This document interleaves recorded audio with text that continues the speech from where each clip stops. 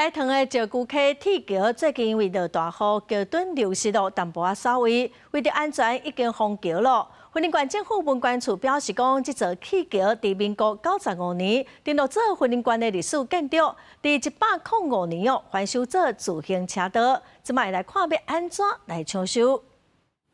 连日落雨，地势溪水涨起来，造成大塘石鼓溪铁桥桥墩土坝亚坑嘛刷位，基座规个看现现。就连铁桥的铁基路嘛变形，为了以后民众的安全，目前先封起来，禁止通行。都算因了，也去上大拿上班的人啊，因为纵贯路无咋行，都是行对桥来。桥墩的基础它都已经裸露出来，然后甚至有一点位移，所以呢，确实非常的危险。所以我们在第一时间已经封桥，来协调做一个看用什么方法可以来改善。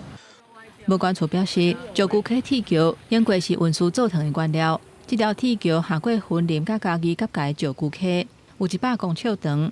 民国95年登录做云林县历史建筑，105年完成修复。未来会赶紧讨论抢修的方案。